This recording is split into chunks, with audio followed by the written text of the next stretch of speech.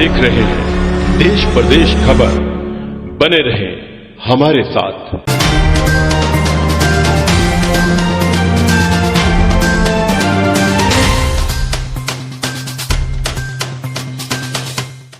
नमस्कार दोस्तों, मैं हूं BS गुलियानी और आप देख रहे हैं देश प्रदेश खबर। आयुर्वेद भारत की बहुत प्राचीन पद्धति रही है और धीरे धीरे पिछले करीब 200 सालों से भी ज़्यादा समय से जो एलोपैथिक पैथी थी उसने आयुर्वेदिक की जगह ले ली है और लोगों का जो ध्यान था वो पूरी तरह से एलोपैथिक पद्धति की तरफ चला गया और लोग आयुर्वेद को भूलकर एलोपैथिक की दौड़ में समा गई। अभी भी कुछ लोग हैं जो आयुर्वेद को पुनर्जीवित करने के लिए काफ़ी प्रयास कर रहे हैं। आज हमारे साथ हमारे स्टूडियो में मौजूद हैं डॉक्टर राजेश चौधरी, जिन्हें डॉक्टर अरिहंत के नाम से भी जाना जाता है। डॉक्टर राजेश चौधरी काफ़ी यूनिवर्सिटीज़ में, काफ़ी संस्थानों में जाकर आयुर्वेद को पुनर्जीवित करने का प्रयास कर रहे हैं। डॉक्टर साहब, बहुत बहुत स्वागत है आपका हमारे स्टूडियो में पहुंचने के लिए। धन्यवाद जी। डॉक्टर साहब, आयुर्वेद पद्धति काफ़ी पिछले लंबे समय से जो है विलुप्त हो गई थी और आप उसे पुनर्जीवित करने के लिए काफ़ी प्रयास भी कर रहे हैं।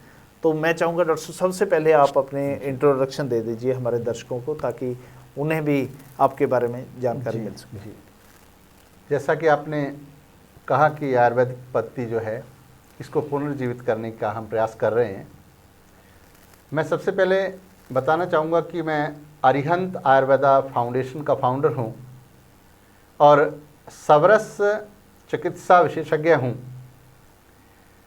पिछले लगभग 10 वर्ष से लाखों लोगों को हम पुनः आयुर्वेद की ओर लाने में सफल हुए हैं। तो ये जो पद्धति है ये क्या है, कैसे हम इसको जीवन में उतार सकते हैं, मैं बहुत ही सरल भाषा में, बहुत ही साधारण बातचीत में आपके सामने रखना चाहूँगा।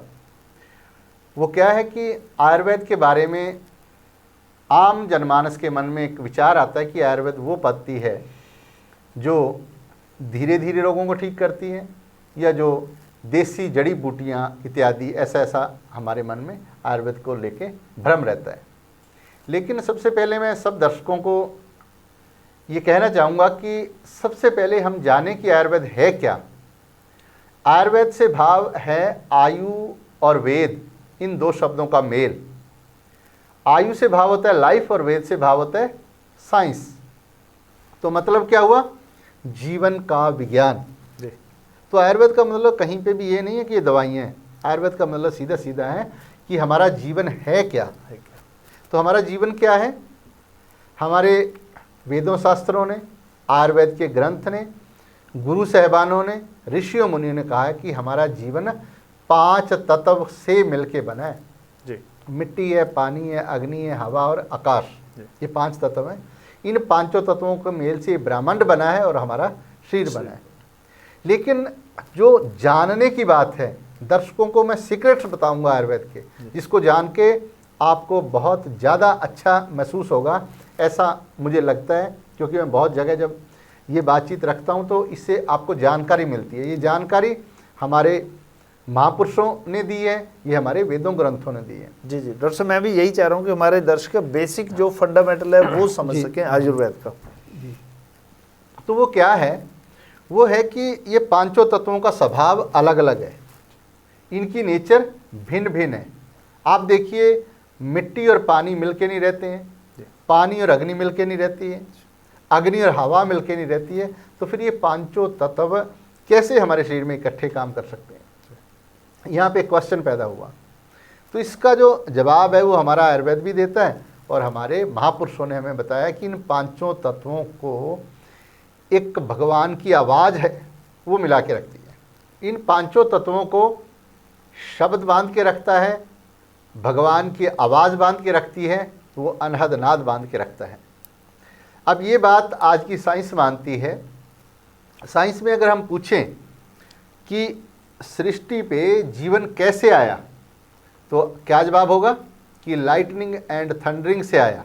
कि जब बादल टकराए तो पानी के अंदर रिएक्शन हुआ, बिजली और आवाज़ जो पैदा हुई बादलों के टकराने से, उसने रिएक्शन करके पहली कोशिका उत्पन्न की।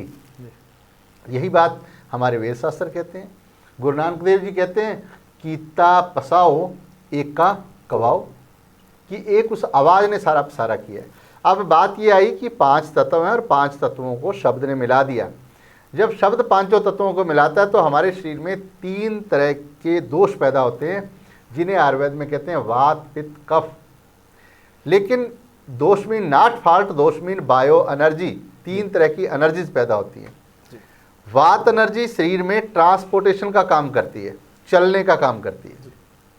पित्त energy it control the conversion process, जैसे हमारे मेटाबॉलिज्म है, खाना पाचन है, जैसे हमारे शरीर में एंजाइम और हार्मोन बनते हैं। तो पित्त का काम क्या हुआ? अग्नि का काम शरीर में खाने को पचा के उसकी धातुएं बना देना। फिर हमारे शरीर में क्या है? कफ, मिट्टी पानी। मिट्टी पानी का काम है हमारे शरीर में सॉलिडिटी देना, ताकत देना, जोड़ लगाना, इम्यून सिस्टम को स्ट्रॉन्ग करना। ये कफ का काम है।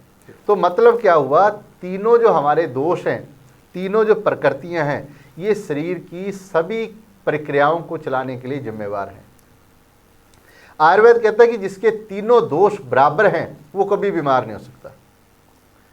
अब जब तीनों दोष बराबर हों और हम बीमार ना हों तो हमें सबसे पहले तो ये जानना चाहिए कि दोष हैं क्या और उनको बराबर कैसे रखना चाहिए। आयुर्वेद सबसे पहले यही बताता है कि आप तीनों दोषों को कैसे बराबर रखें। इसके लिए केवल मात्र 2 नियम हैं। अगर हम 2 नियमों को पहचान लें तो मेरा ये मानना है, आयुर्वेद का ये दावा है कि ये दुनिया का सबसे बड़ा मंत्र है स्वस्थ रहने का। जी। अब वो मंत्र क्या है?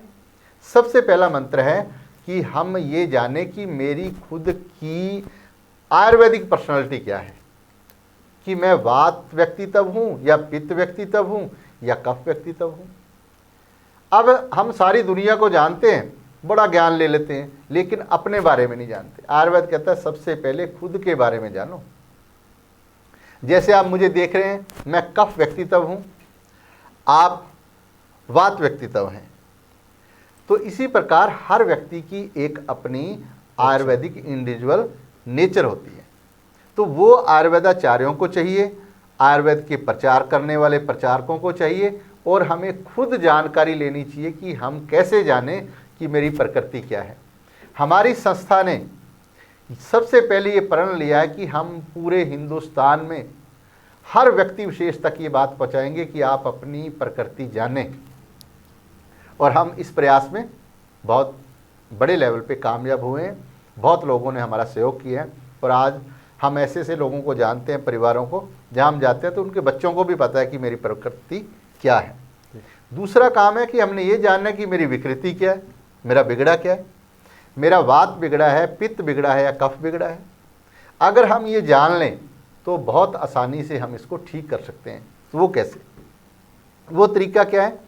हम जब जानते हैं कि मेरा वात बिगड़ा है तो क्या प्रॉब्लम आएंगी, ये भी हमें ज्ञान होना चाहिए। वात बिगड़ने से वायु बढ़ती है और वायु का काम चलना, जैसे मैंने बताया, जैसे ही चलना रुकता है तो हमें कब्ज हो जाती है।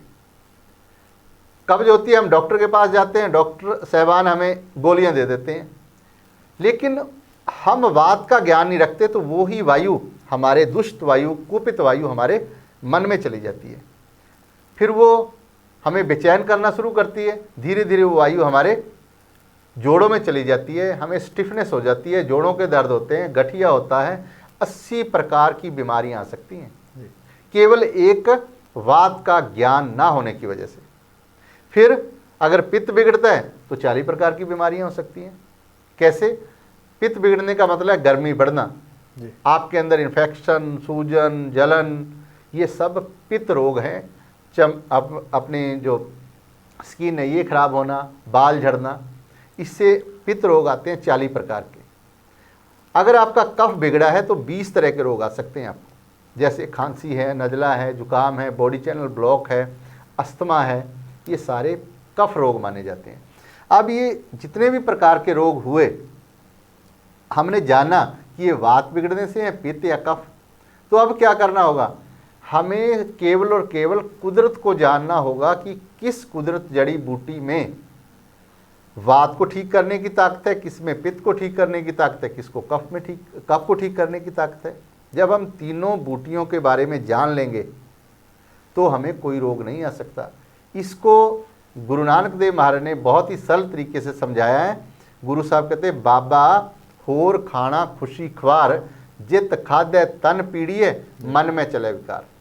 हमारे ऋषि मुनियों ने, हमारे वेदों शास्त्रों ने हमें ये समझाया कि एक ही औषधि किसी के लिए जहर और किसी के लिए अमृत होती है।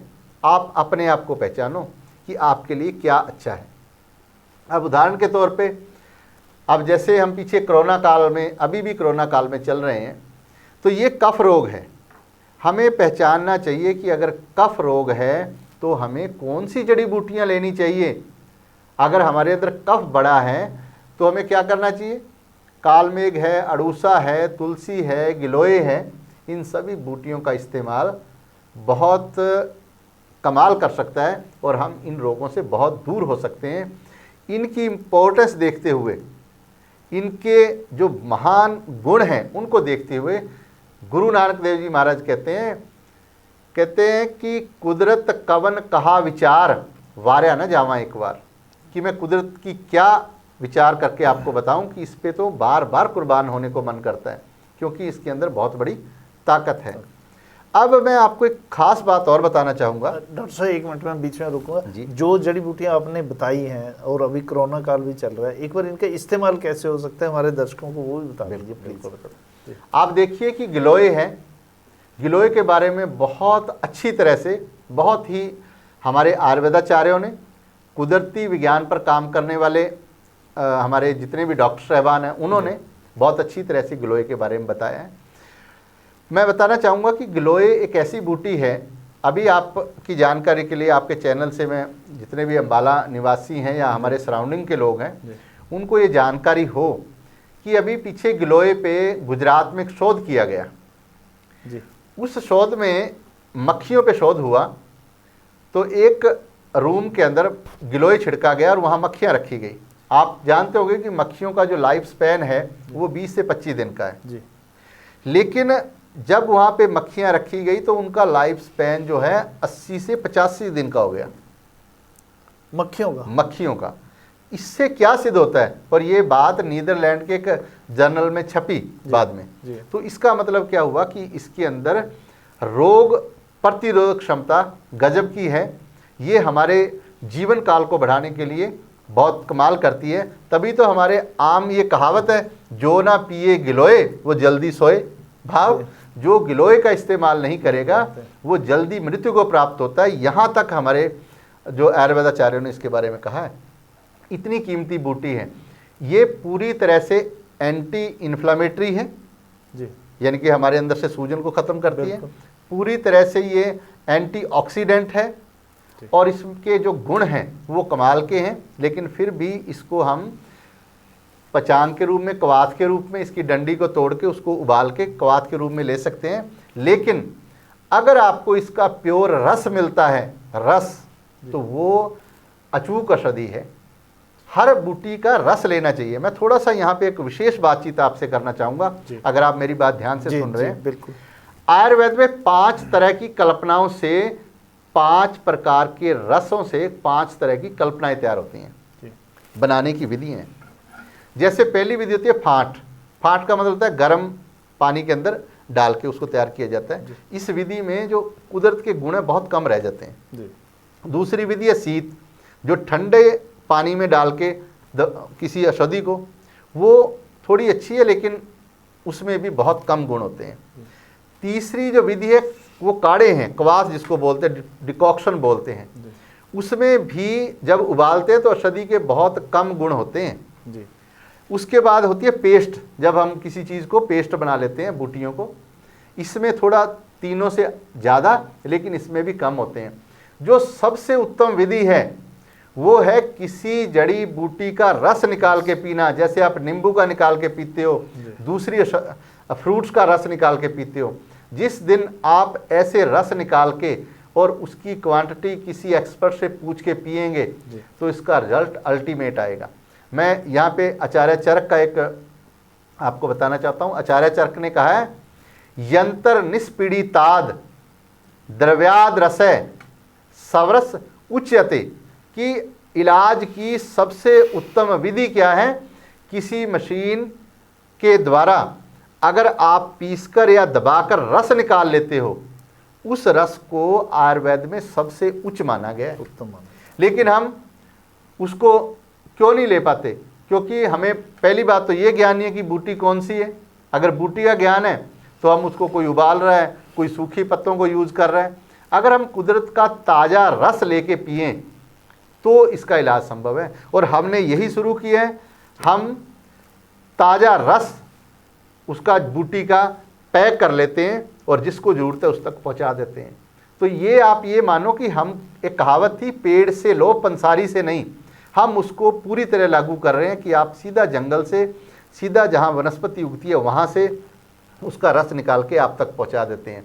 तो इस विधि से अगर इलाज किया जाए तो मेरा मानना है कि हम दोबारा से जो हमारी प्राचीन विधि थी आयुर्वेद की परंपरागत विधि, उसको दोबारा से पूरी दुनिया में फिर उसको प्रचार कर सकते हैं और रोगों से हम दूर हो सकते हैं। जी डॉक्टर साहब, आयुर्वेद का ट्रीटमेंट और एलोपैथिक का ट्रीटमेंट जी जी कौन सा महंगा है और किस तरह के रिजल्ट हम पब्लिक को मिलते हैं? जी जी, आपने बहुत अच्छा सवाल किया। लोगों के मन में ये बहुत बात होती है कि आयुर्वेद बहुत महंगा है। जी, आप ये देखिए कि जो कुदरत के रस हैं वो कितने महंगे हो सकते हैं।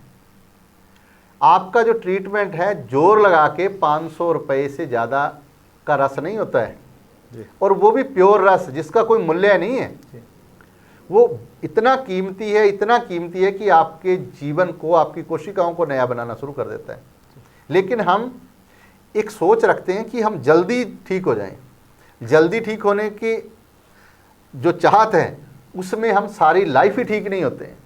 उदाहरण के तौर पे आपको डायबिटीज़ है, जी, आप डॉक्टर साहबान के पास गए, जी, उन्होंने देखा कि आपका पेनक्रियाज ठीक काम नहीं कर रहा है या आपके रस सही नहीं बन रहे हैं, जी। तो उन्होंने आपको बाहर से इंसुलिन देना शुरू कर दिया। एग्जैक्टली। अब यही होता है डॉक्टर साहब। आप वो लेते जा रहे हो, सारी लाइफ आपको लेना पड़ेगा। आप डॉक्टर साहब से पूछो जी कब तक लेंगे, वो कहेंगे लाइफ टाइम लोगे आप। अगर आयुर्वेद ये कहता है कि आप नए सिरे से स्वस्थ हो सकते हैं, उसमें आपको पहचानना पड़ेगा कि आपको डायबिटीज वात बिगड़ने से हुई है, पित्त बिगड़ने से हुई है, कफ बिगड़ने से हुई है, जी, आपकी आदतें कैसी हैं।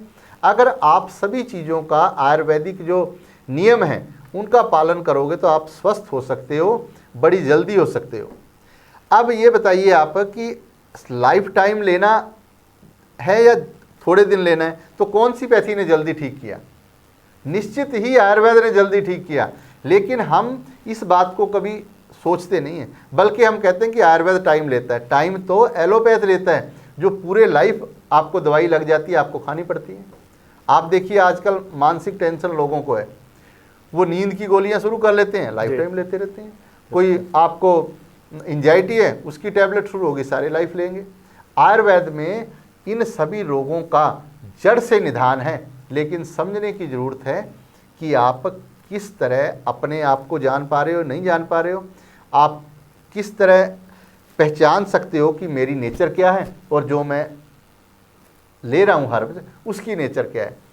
आप देखिए धन्वंतरी को हमने आयुर्वेद का भगवान माना है, उन्होंने किसी एक दवाई के बारे में भी नहीं लिखा है, उन्होंने हजारों बूटियों के बारे में सिर्फ ये बताया है कि इस बूटी का गुण क्या है, इसका रस कैसा है, इसके अंदर किस रोग को या किस जो तसीर के व्यक्ति को ये सूट करेगी। तो ये उन्होंने ज्ञान दिया है। हम उनके ज्ञान को आगे नहीं बढ़ा रहे, बल्कि हम दवाइयों को ज़्यादा तवज्जो दे रहे हैं। मेरा ये मानना है कि दुनिया में ना कोई दवाई बनी है ना बन सकती है जो रोग को जड़ से ख़त्म करे। वो केवल और केवल कुदरत कर सकती है, जिससे हम लगातार दूर होते जा रहे हैं। जी डॉक्टर साहब, कभी सरकारों ने भी इसके बारे में कोई प्रयास नहीं किया, बल्कि जो एलोपैथिक पैथी है इसको तो बढ़ावा देने के लिए बहुत प्रचार किए जा रहे हैं, लेकिन जो इतने शुरू से जो आयुर्वेद पे डिपेंड रहे हैं उसको पूरी तरह से दबता हुआ देखते रही हैं सरकारें, लेकिन कभी कोई प्रयास नहीं किया गया ना। मेरे ख्याल से आयुर्वेद कॉलेज भी इक्का दुक्का ही होंगे। एक्चुअली क्या है कि हमारे देश का ये दुर्भाग्य रहा कि जब हमारा देश हजारों हजारों सालों से तरह तरह के गुलामी का शिकार रहा है जी उस दौरान हमारे आयुर्वेद में एक तो मिलावटें बहुत की गई जी लोगों ने। अभी देखिए लोगों का मैं गलती नहीं कहता हूँ, लोग तो आयुर्वेद अपनाना चाहते हैं लेकिन आयुर्वेद में रिजल्ट नहीं आते हैं। जब रिजल्ट नहीं आते तो लोग जल्दी रिजल्ट लेने के लिए वहाँ चले एलोपैथी की जाते तरफ चले हैं। जाते अब आयुर्वेद में क्यों रिजल्ट नहीं आते, उसके पीछे कारण है जी एक तो हमारे इतिहास को और हमारे जो विद्वानों ने बाद में लिखा उसको तोड़ मरोड़ कर पेश किया गया है। जी हमारे जो वेद शास्त्र अगर गहराई से पढ़े जाएं उनमें बड़ी सच्चाई लिखी हुई है, उसको पूरी तरह से लागू नहीं किया जाता। जी जैसे मैं आपको एक उदाहरण देना चाहूँगा।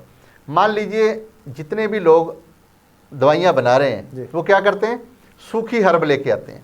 अब सूखी हर्ब लेके आए, बिल्कुल उसमें से 10 किलो, मान लो 100 किलो लेके आए, 10 किलो की दवाई बना दी। जी अब अगले महीने फिर 10 किलो ली, फिर दवाई बना दी। अगले महीने फिर 10 किलो ली, दवाई बना दी। अब लास्ट तक जाते जाते उस हर्ब्स के जो एक्टिव इंग्रेडिएंट्स है बिल्कुल समाप्त हो जाएंगे और उस दवाई से हम सोचते हैं कि हम ठीक हो जाएंगे, रिजल्ट ही नहीं मिलेगा। रिजल्ट ही नहीं मिलेगा। जी जब तक आप ताज़ी हरी जड़ी बूटियों को प्रयोग नहीं करोगे तब तक कैसे आप रिजल्ट ले सकते हैं। जी हमारे जो विद्वान थे, आप देखिए हम रामायण पढ़ते हैं, रामायण में कहते हैं कि जी उसको लक्ष्मण को जब मूर्छित मूर्छा हुए जी। तो हनुमान को भेजा, तो हनुमान को इसलिए भेजा कि ताज़ी बूटी लेके आओ। उन्होंने देखा कि ये बूटियाँ उनको पहचान नहीं थी, वैद्य ने बताया तो उन्होंने काफ़ी जो बूटियाँ देखी तो उनको लगा कि ये ताज़ी कैसे लेके जी। जाऊँ। उन्होंने वो बूटियाँ जड़ से ली जड़ से और वहाँ लेके गए तो जब ताज़ी जड़ी बूटियों का उनको दिया गया क्विक रिएक्शन हुआ। वो क्विक रिएक्शन हुआ। जो आयुर्वेद ये कहता है कि जो सवरस है, ताजे रस हैं, वो आपको तुरंत ठीक कर सकते हैं। अब हमारे पास टाइम नहीं है जंगल से ताजे रस लाने का, जी। ना ही हम जहाँ से बनवा रहे हैं उन पे हमें विश्वास है। जी अब आयुर्वेद को इस तरह से बिगाड़ा गया है, अगर आप वो ताजे रस ला के दो जी तो हो नहीं सकता कि इलाज ना हो। क्योंकि जब हमारा आयुर्वेद कहता है, हमारे पास पुनर्नवा बूटी है, आप देखिए पुनर्नवा बूटी अपने आप सूख जाती है ऊपर जी। से, लेकिन जब वर्षा ऋतु आती है फिर वो पूर्ण हरी हो जाती है। जी उसके बारे में कहा जाता है कि वो आपको अंदर से दोबारा नया कर देती है, जी पुनः नया कर देती है।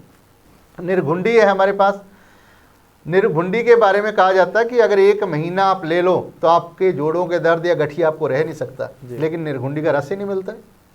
जी भूमि आंवला एक बूटी है, आपके लीवर को नया कर देती है। जी। बच बरे एक बूटी है, उसके बारे में कहा जाता था सीगी बच बरिया बंदा किवें मरिया। इतनी कारगर बूटी है, लेकिन हमें उन बूटियों का पता ही नहीं है।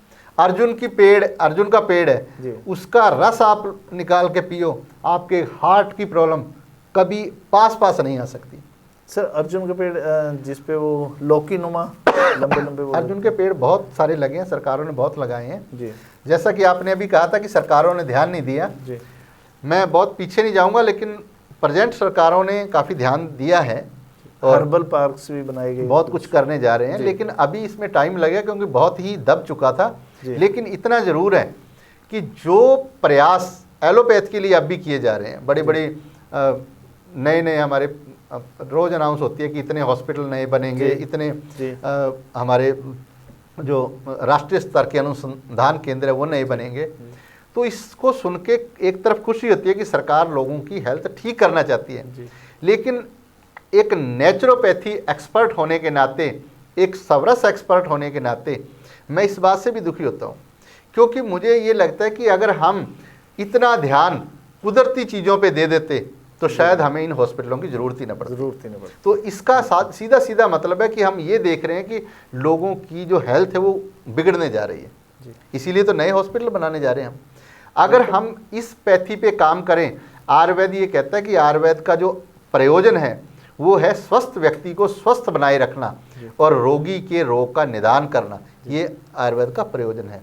लेकिन ये तभी सफल होगा जब हम सही मायनों में खुद को जान लेंगे, आयुर्वेद को जान लेंगे, अपनी प्रकृति जान लेंगे और कुदरत को जान लेंगे। जब तक हम कुदरत से प्यार नहीं करेंगे, कुदरत की जड़ी बूटियों को नहीं अपनाएंगे सही रूप में, तब तक हम कभी भी स्वस्थ जीवन की कामना नहीं कर सकते हैं।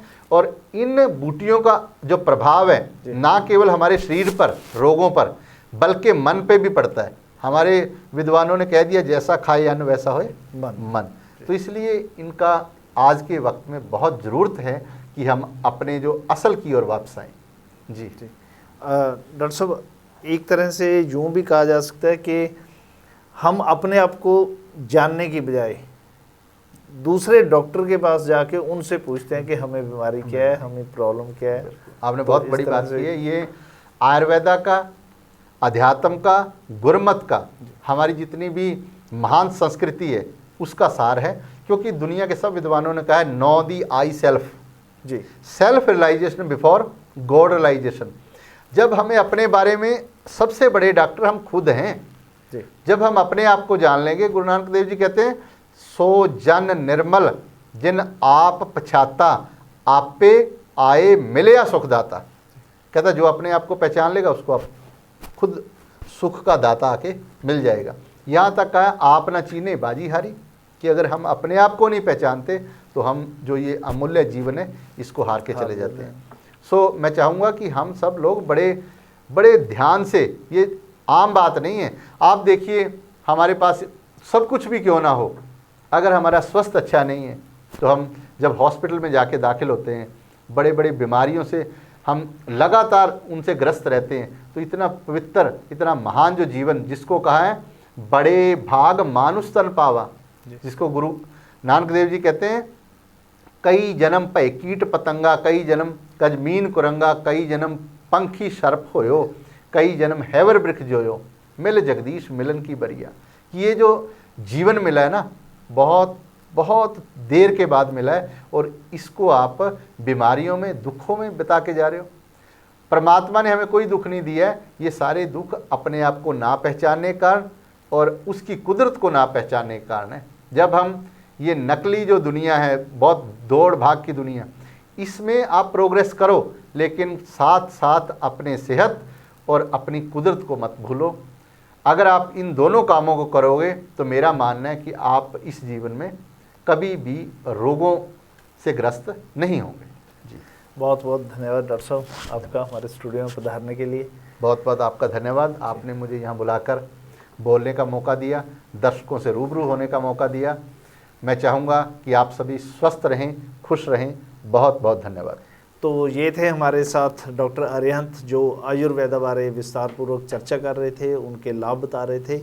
और मुझे काफ़ी उम्मीद है कि हमारे दर्शक आयुर्वेदा को अपनी जीवन में उतारेंगे, फिर से एक बार एलोपैथी को पीछे छोड़कर आयुर्वेदा को अपनाकर अपने जीवन को स्वस्थ रखने का लाभ उठाएंगे। बहुत बहुत धन्यवाद।